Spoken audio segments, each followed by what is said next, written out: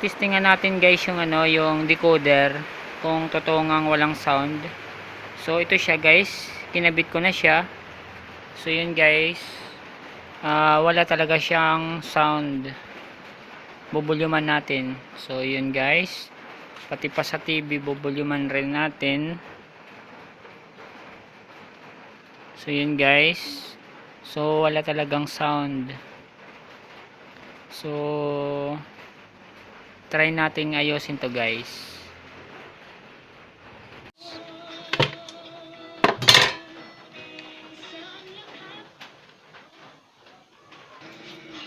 So lilinisan ko lang muna siya guys kasi madumi siya.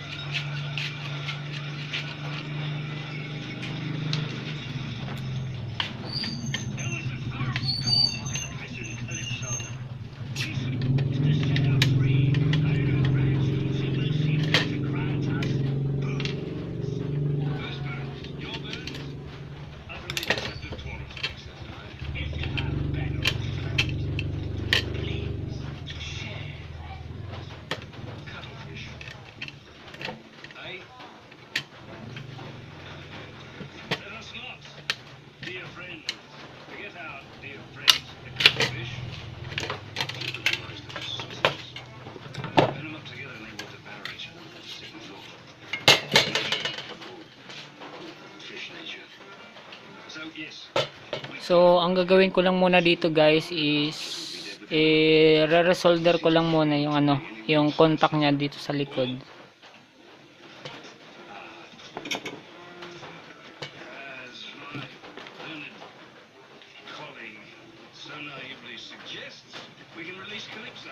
Kasi yung ano, kung mapapansin natin yung contact ng ano, ng para sa audio, mga cold solder siya guys. So try lang muna natin siyang i-resolder, tapos i-testing natin ulit kung hindi na mawala-wala yung sounds niya.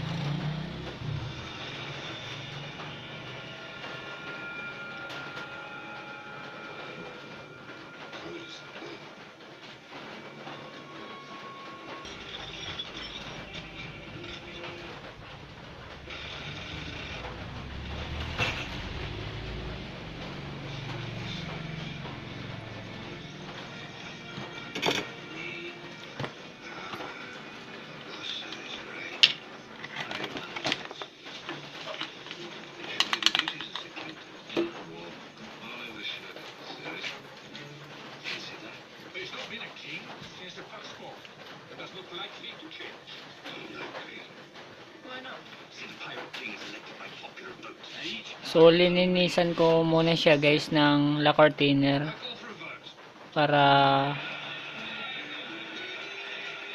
maganda tingnan yung ano, yung board.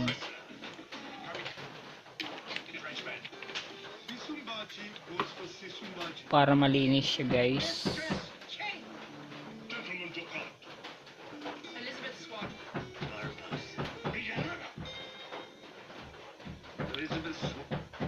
So ito yung ano, yung audio IC nito. So yung next natin na gagawin is iti-testing muna natin siya guys kung hindi na mawala yung ano, yung sound niya. So i-assemble ko lang ulit.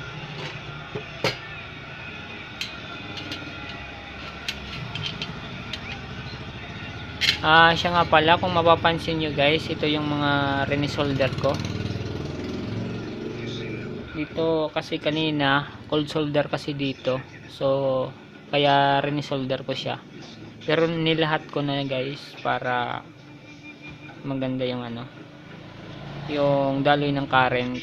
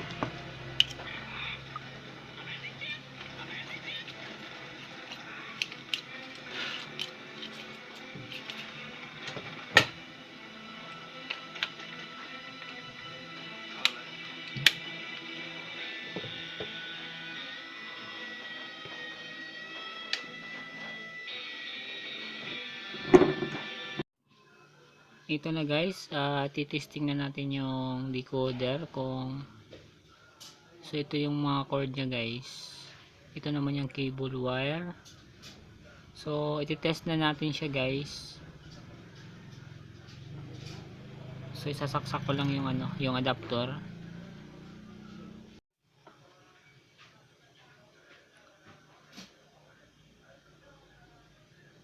So yun na guys, nag-display na. عشان بتحبيني وكده مش كده؟ قول لي لا بحبك وما تقوليش بقى فرق السن والكلام ده. انا مش هقول حاجه خالص، انا هتكتم.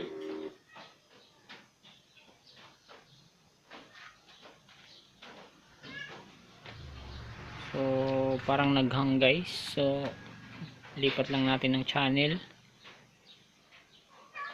I'll hop over the card machine as you wish, and then yeah, just give us a little hand up and I'll come running over. So, oh, there's a little sweet in there. Oh, I see. I'll be like. So sana may natutunan na naman kayo sa ginawa kong video That's a good thing. tungkol sa pag-aayos ng GSAT. So dito na lang guys.